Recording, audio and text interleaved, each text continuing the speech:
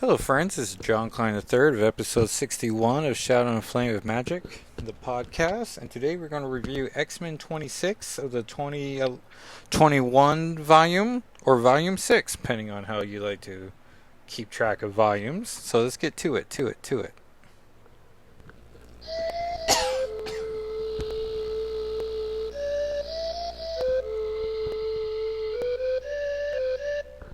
And once again, thank you to Francisco for providing the theme song to the podcast. Appreciate it. And you. And we get to X-Men 26, which is written by Jerry Duggan. Artist is Jim Tao and Javier Pina, which I'm not sure which ones do which pages, but I'm pretty sure.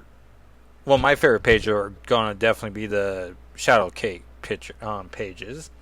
But I wish I said something about pages 1 through 8, 9 through 12, and then be like, oh, okay, this one is responsible for that one. Otherwise, you gotta guess. Color artist is Marte Gracia. Letter VC Clayton's Cowles. And design Tom Muir and Jay Bowen. And the cover is by Lucas Wernick. And the cover is very spoilerific. With Emma Frost on the cover with a wedding gown. We got all the X-Men on her side, which I can only imagine. Well, spoilers for who she's getting married to, but him and his buds are going to be on the other cover. On the cover is Synch, Agent Brand, Firestar next to Iceman, because they're amazing friends. Rogue, Storm, Cyclops, Jean, Colossus, Kate Pryde in her Red Queen outfit, Logan, Professor Xavier, Shaw, Destiny, Mystique, Hope, Exodus, and the Cuckoos. We're still paying tribute to John Romita as we should. And I should mention how we are recording this on 9/11. So just remembering everyone who we lost 22 years ago. Which I can't believe it just, and a lot of people, of course, are talking about the Amazing Spider-Man 36 issue with James Saransky and John Romita Jr. And just taking a moment aside, I remember watching the Today Show, which for whatever reason, because I must have been just graduated high school, right? So 19, and I was at AWC and going to morning classes, so I was in the habit of watching the Today Show with Katie Couric, and all of a sudden Matt Lauer was talking, and they interrupted a Matt Lauer segment for Matt Lauer being like, "Hey, this is live. One of the towers hit one. Nope, one of the plane struck a tower, one of the twin towers, and then while he was talking, and there was legit live footage."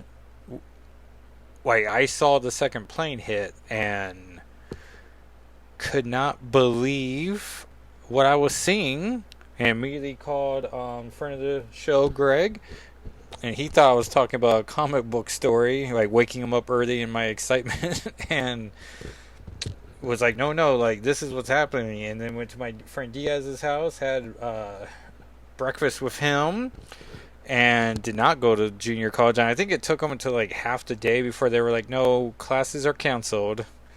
And eventually hooked up with our other friend Jesus, and the four of us are just the mad four of us just hung out for like the rest of the day, just talk about what is going to happen next, as no one had any ideas. That's essentially my 9/11 story. But still, I can't believe. I don't know. So it's always the first thought I think of on this day. Like, wake up with it, and so just it's a day of remembrance. No, hard to bounce back from this, but let's do it. There's a data page, a quote from Ben Urich at the Daily Bugle, which we now know he's the owner of. Wilson Fisk's immense strength lay not in his physical form or even his money. It was his ability to bend the courts to his will. He began anew the second he arrived back in the New York City. Krakoa was for lovers. Wilson Fisk and Tythor Mary stepped onto the living island and lived a long, quiet life of bliss and paradise. The end. Well, that's how the story would have concluded if it were not for the intrusion of mankind. Orcus simply could not abide by mutant success. And then we get to the Hellfire Gala. Wilson's Fisk is trying to get to Maryland. Mary. And we see she's right in front of, or she's right behind Magic, who's in front of her, and Curse is to her side. So pretty nice tie into to Realm of X. And then we see Omega Sentinel punching him in the face. Then we cut to present day. Oh no! And then we're later on the gala. I guess we're supposed to read it from the right and then extend down and then to the left. Got to keep us on our toes. But the United Nations ambassador from Ireland saying how safe they're all going to be. And it turns out they are not going to be safe. Moments later, the ambassador and all the remaining humans were murdered by Orcus. And we catch in the Morlock tunnels Emma with her broken nose already. She cannot sense anyone. Not even the cuckoos. Wilson is missing his wife, but he immediately grabs her shoulder, and just his left hand encompasses pretty much her entire shoulder, just dwarfing her. And he gets to work, and Emma immediately recognizes they're gonna help each other. Their enemies are my enemies. Which is just awesome, but we also know at the same time, this is gonna backfire. That was X weeks ago, down in the Morlock tunnels. Fall of the X-Men, number 26, Whack-A-Mo, Strange Bedfellows, and the cast is officially Kingpin, Hazel Kendall, / Emma Frost. What? Number 3, Shadowcape, Tony Stark, Miss Marvel, Firestar, and Felong, who hopefully in 20 pages I remember Felong. But the fall of X has begun. Xavier, broken by the disappearance of hundreds of mutants in the aftermath of the Orcus attack at the Hellfire Gala, sits in self-imposed exile on the island of Krakoa, defending it against intruders. Meanwhile, Talon and Synch have stepped up to lead the X-Men. Well, it remains of them anyway, to help protect and defend the scattered mutants who remain on Earth. Among those X-Men, Emma Frost has revived an old secret identity, Hazel Kendall, to allow her to move freely about the Hellfire Club and act as a middleman between the X-Men and Iron Man, aka Tony Stark. Meanwhile, Kate Pryde has retaken her Shadow Kate moniker, and with it, she started a new search for vengeance against the supposed mutant traitor, Firestar. That's how you do a recap page. Now, the newly reconstructed Hellfire Club.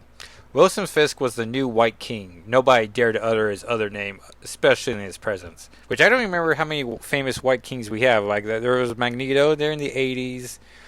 And then who was the White King during Hellfire Gala? Was it, oh no. Ludwin? His name's in my mind right now. Couldn't get my second L to work. Harry Leland, of course, is who I was trying to name. Anyway, so those are the three I could think we've had.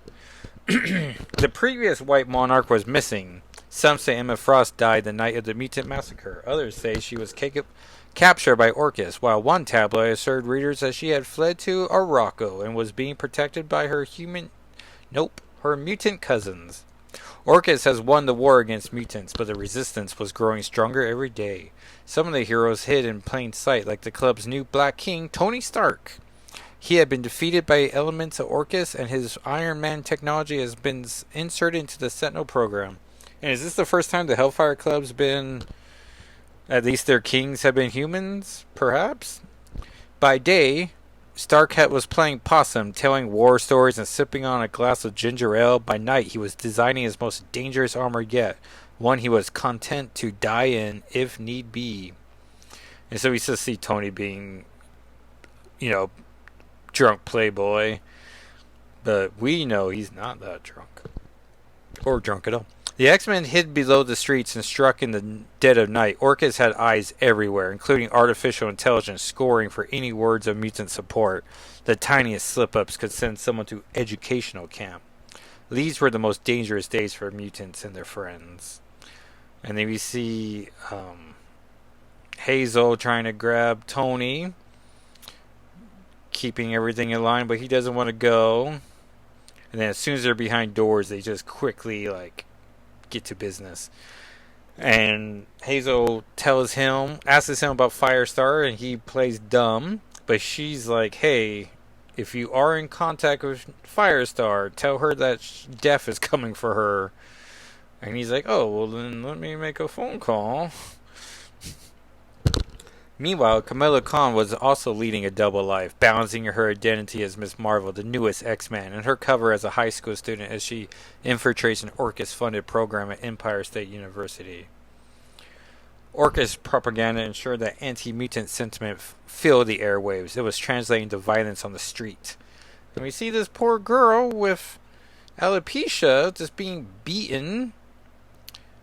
And Ms. Marvel tries to get involved, but shrinks her giant fists, not wanting to embiggen her problems.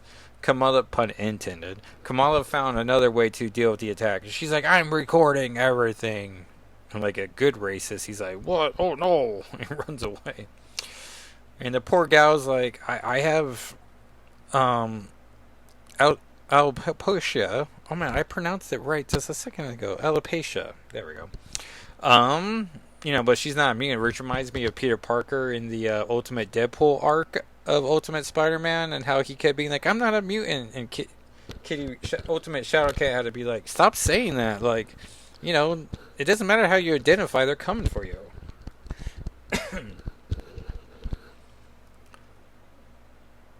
The Bloom was Orchis' space station above Earth.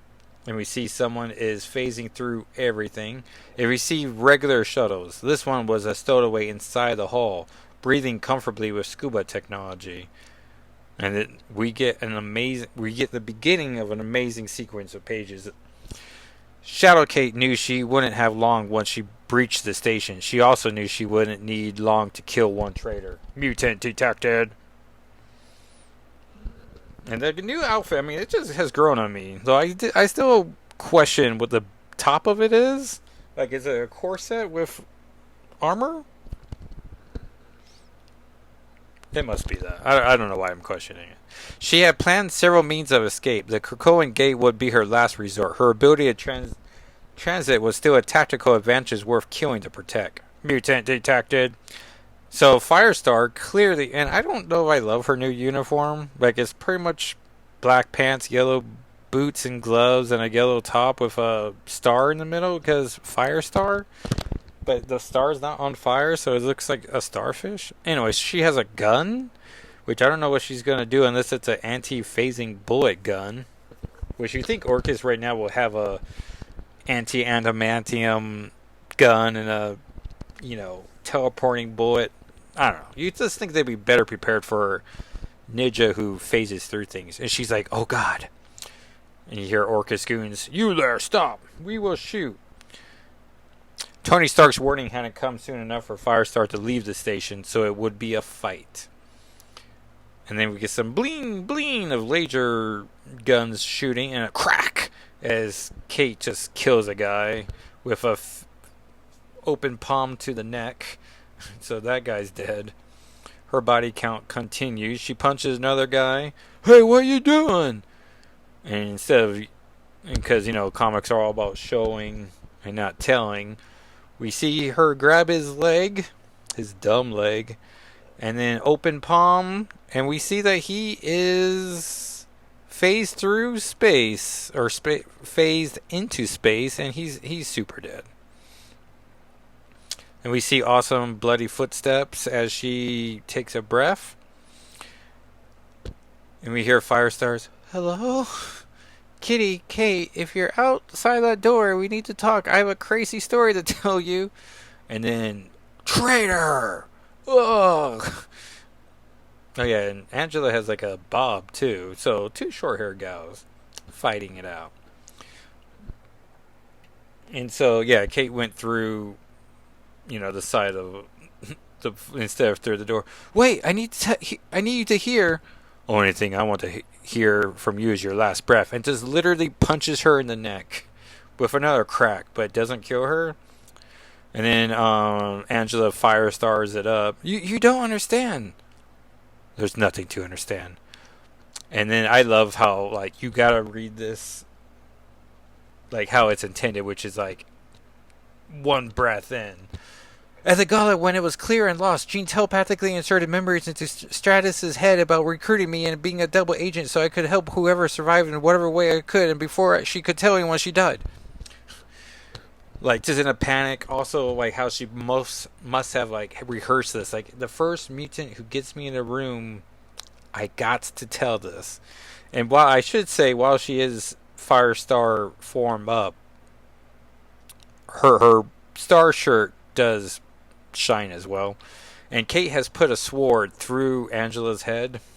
Thankfully, not an anti-matter sword.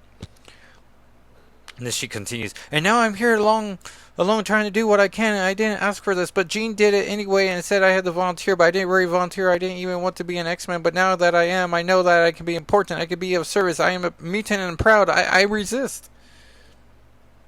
And then Kate has taken another like swipe of a sword. Jean made it all up as she was dying, I swear. And now the whole room's like ablaze.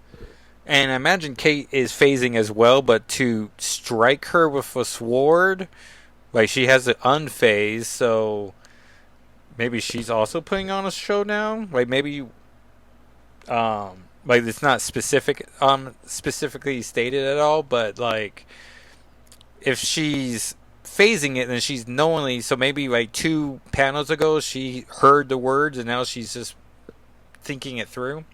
And if you're going to kill me anyway, then maybe I should stop holding back and unleash my power on the station. Send it crashing to the planet below. I know you don't believe me, but it's the truth. And then we get an awesome page reveal where the bottom page says, "Are you kidding me?" And I think we switch artists now. I don't want to assume who did what, but... And so she pulls down her face mask, revealing it's been Kate Pryde the whole time, everybody. And then page reveal or page turn, and that's the most Jean story I've heard in all my lives, which is just a fun because Kate doesn't really make that many cat puns.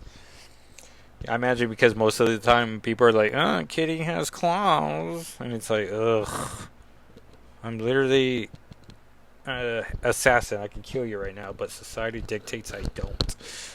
But now she doesn't rule by society anymore. Or she's not ruled by society. That's the most Jean story I've heard in all my lives. That last punch was for appearances. Gotta make it look good. She puts her left hand out. Angela takes a beat and grabs her hand. And Angela's like, "Good fight." And Kate says, "For me, you good?" Which I don't know what that means. Like, good fight meaning like Kate's comment was like, "For me," like what does that comment mean? Like, was it a good fight, Kate versus someone with elemental powers? Is it a good fight that she put on for a show? I don't know. I've been thinking about the "for me" comment a lot, Lynn. I do not know. Good fight, for me. You good? I'll live. Because it's not even like the hardest fight Kate's been in. Who else survived the massacre? I don't know. And if I did, I wouldn't tell you. Everything is on strict need to know. And she's putting her hood back up. After all this, you still don't trust me? It's not about trust. It's about running an effective resistance. Don't take it personally. Fine. Just tell any of the others who want to come at me that I'm on your side. Absolutely not. It's good for your cover to fight us once in a while. And you see Kate's like smirking, like literally 2 issues in, and Kate's like just planning on her feet, like she's a master tactician, and it needs to be added to her Wikipedia page or her fandom.marvel.com page. I will let you in on one little secret because I want you to know my truth. I can kill you at any time. And then we see her hand going through the gate. So don't get any ideas about playing both sides. How's that possible? Which I think I took as being like her saying how would I play both sides, but she's literally looking at her arm, going through the phase, like the gate. So Angela's nose bleeding. So it's an era of ex-ladies with bloody noses. Doesn't matter. Consider having to defend yourself as your danger room trials, which must be a Krakoan thing I don't register. Make the most of Jing's sacrifice. Get us as much intel as you can and disrupt whatever you can. Hope you survive the experience. Classic X-Men line. And said by Kate Pryde. So, Firestar's in. Ow. Bleep me. Which, I don't know. Usually when they censor a swear word, like it goes, but it's @ hashtag $% But it wasn't for the @ being the first one. Is she saying ask me? Probably not. It's probably the F word. Insert your... No. The one F word. Don't insert any other F words. Dear Pop, I apologize for not having the opportunity... and then we get to a data page. And it's Angela writing to her father, who I have no connection to. I know she dated Justice, and he has daddy issues, but his father's dead at his own hands. And that's everything I know about Firestar and Justice's parents.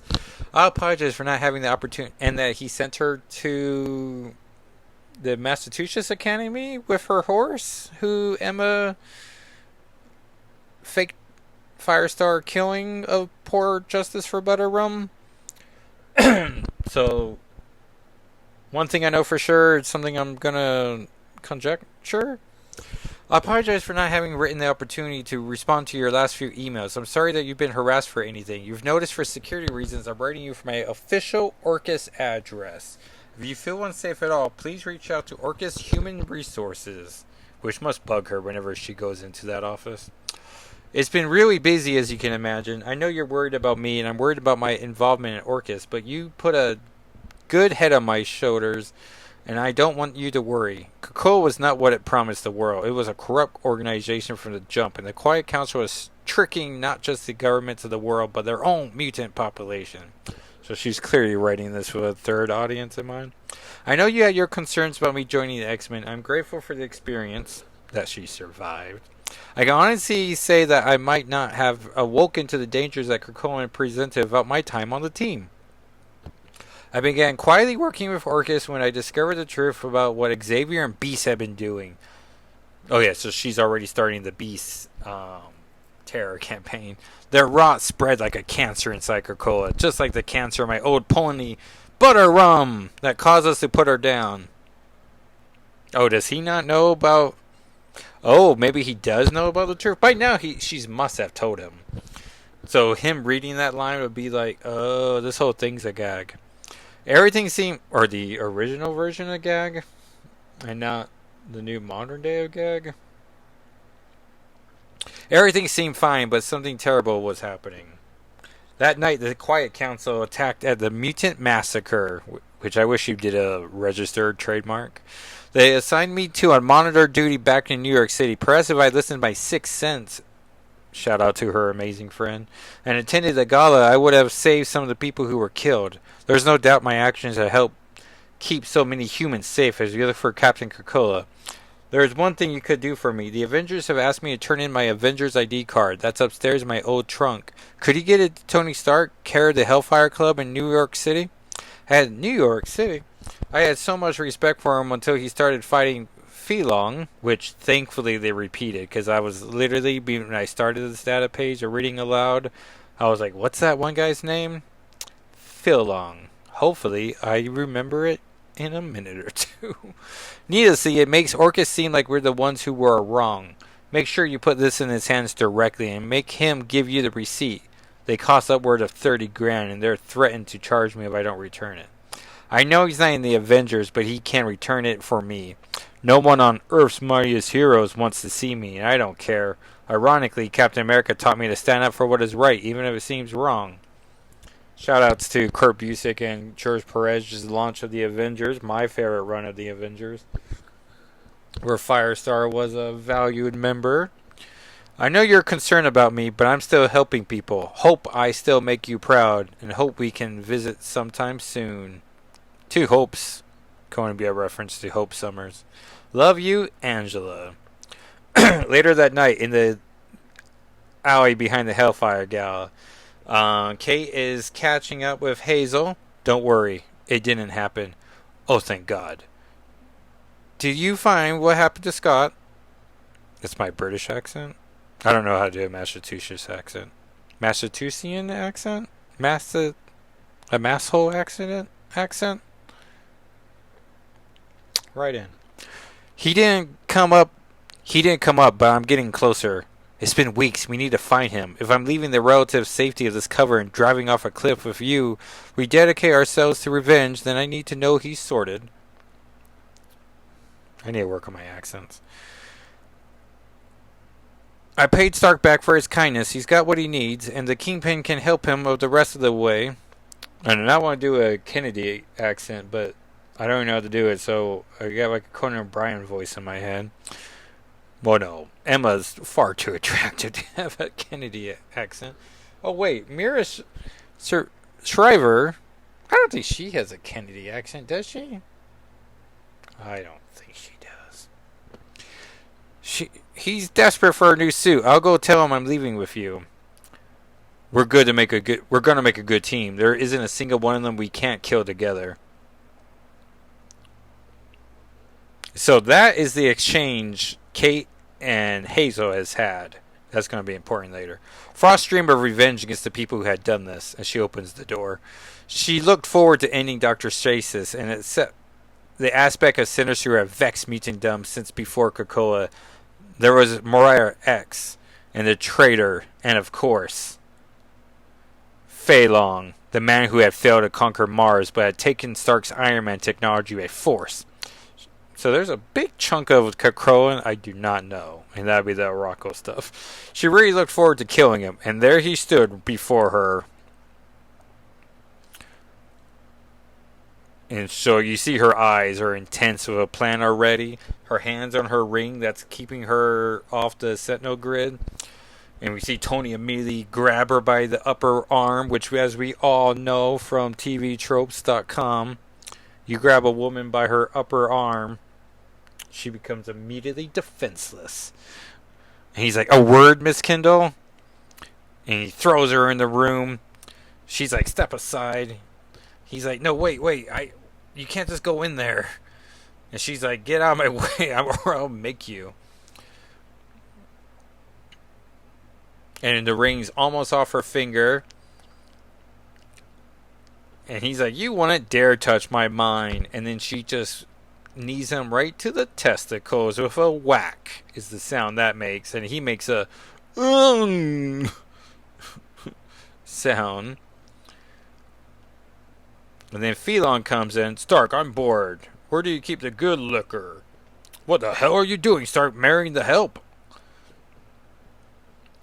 And I was curious when I read this for the first time. Man, reading comics for the podcast is like really makes you. I don't know. Turtle Soup talks about that all the time. About like they both will like read a comic and be like, "Well, it was okay," and then while talking about it, like, "Oh, guys, this is a charm." Like, great. And Tony's like, I'm trying to. If she would do me the honor, Miss Hazel Kendall, will you? And so I was like, oh, did he just have a ring on him? Just like from, like, was it a reference to Spider-Man Homecoming? But it's actually the ring Hazel was wearing. And, who's wearing a white shirt, by the way. So she's still trying to represent. But no, it's the ring on her finger that is going to be put back on her finger. And I guess for story purposes, will now justify why she was always wearing it. So my wife does me the honor of keep wearing her ring whenever she goes outside. So, that's nice. And then she telepathically talks to Kate from outside, or she's inside. "Catherine, darling, something has come up. I'm sorry." And then Kate says, "Me too, Emma." And I can only imagine she telepathically said, "Me too," as she walks away. To be continued in Invincible Iron Man 10. That's right, y'all. The Frost Stark wedding is gonna happen. And most likely I'm gonna get Invincible Iron Man 10. But unless Kate doesn't show up in it, but I can only imagine she tries. Issue 27. And it has poor Cyclops with his eyes sewn shut, but it looks like he's getting some vapors from the punch dimension seeping through. And then issues coming out. Ghost Rider Wolverine Weapons of Vengeance Omega 1, which has a flashback sequence with a young Kitty Pryde, but not as young as from the Jean Grey comic, just like Xavier Institute Kitty Pryde. Well, no, I guess it's Xavier School for Higher Learning. You think he had to file a name change with the Secretary of State of New York? Probably. Should have said New York Secretary of State. Anyways, that's how Montana will work. Immortal X-Men 15, Uncanny X-Men 1. With Nightcrawler as Spider-Man. So hopefully he gets into across beyond the Spider-Verse. That's how everyone's going to remember those movies. X-Men 26, which is this one, Helpful Arrow, which I'm sure. Well, no, because whoever does this layout must change the image on the left. Astonishing X-Men 2, Children of the Vault 2, which I haven't heard anyone talk about Children of the Vault. X-Force 44, X-Men Red 15, Alpha Flight 2, Dark X-Men 2 that I'm excited about, Wolverine 37, Invincible Iron Man 10, Jean Grey 2, which I'm excited to read, Miss Marvel, The New Mutant 2, and Realm of X 2. So, most likely we'll be covering Realm of X 2 unless Illyana just does not appear in that comic. And we'll see about the other ones. So, thank you everyone for listening. Just had a panic attack with my thumb. I lifted up my phone and it paused the podcast, but we're still in it. Hopefully. ShadowFlameOfMagic.com. You can follow the podcast on Twitter and Instagram at SNFWM. You can follow me on Instagram, Twitter, and YouTube at Jackal SIII. And next week, or no, the bonus episode is this week is going to be Exterminators 4 for our Infernal review, look back. I could not decide on either of those, so I went with both, which I don't think comes off well. Tour of Inferno? Who knows? But I will talk to you next time. Thank you again for listening. If you subscribe and tell a friend, and give a podcast a rating on your podcast app of choice, that would be appreciated. Alright, everyone. Until next time, bye.